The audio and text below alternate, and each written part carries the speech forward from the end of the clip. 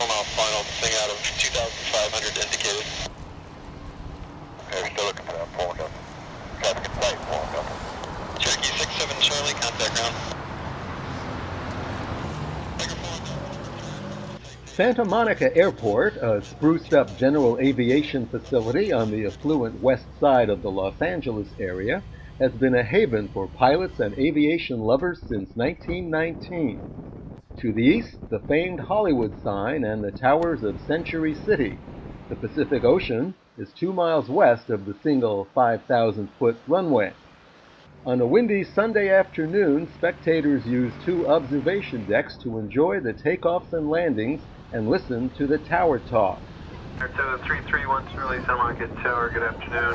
Santa Monica altimeter 3000, transition launches for line crew. 331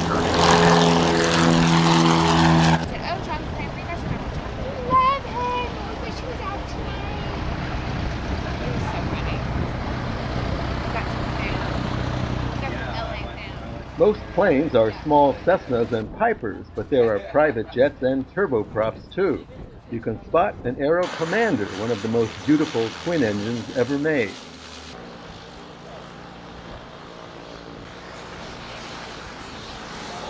For an even closer view, walk out to the Bundy Drive Airport boundary and watch the planes buck the wind and glide over the fence, stacking up on final approach on a cloudless Sunday.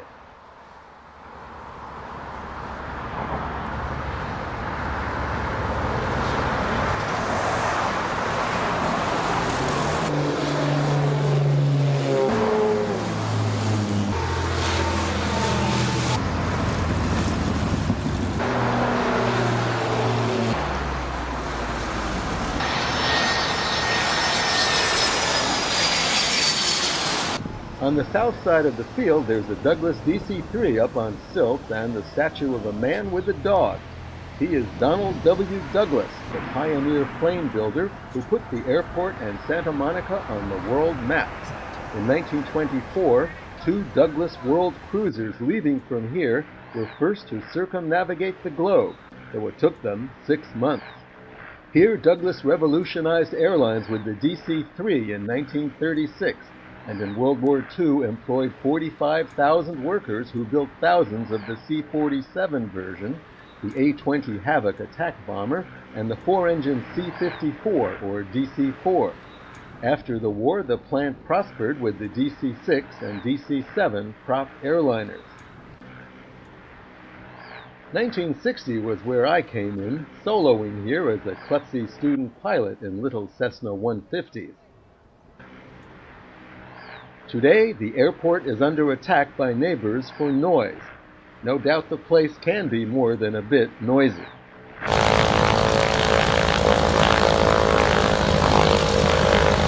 Helicopters clatter. Instructors and students of a flight school make touch-and-go landings in Cessna 172s. Experimental light sport planes roar in and tie up.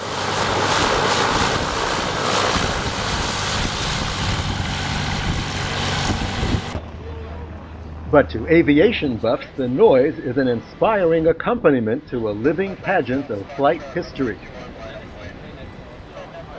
Just after a vintage J-3 Piper Cub lands in its original yellow paint, a gleaming World War II advanced trainer called the T-6 Texan takes off with the kind of zoom that Rosie the Riveter might have heard from the long-vanished Douglas assembly line.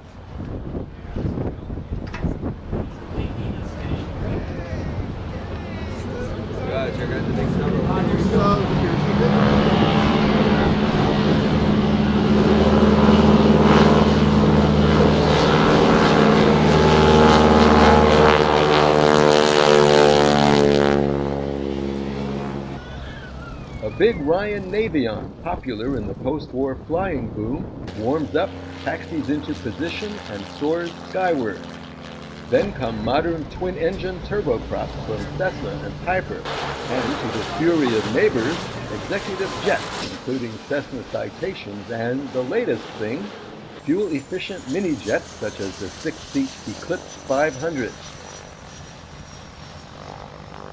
The glamour days may be gone from international airports, but a pretty woman leaving a sleek sport plane still draws admiring glances here.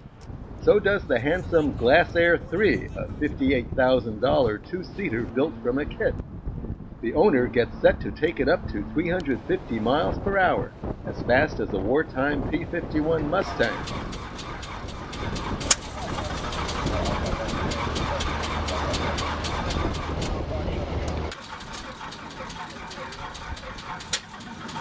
Unfortunately, even the coolest planes have their off days.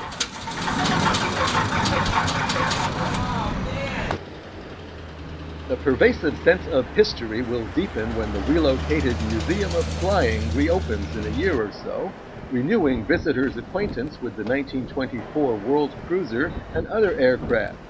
But in the face of a movement to shut down the field, its history stays alive every time a surviving DC-3 revs up and races down runway 21 into the California sun. Long live Santa Monica Airport, cradle and gem of American aviation.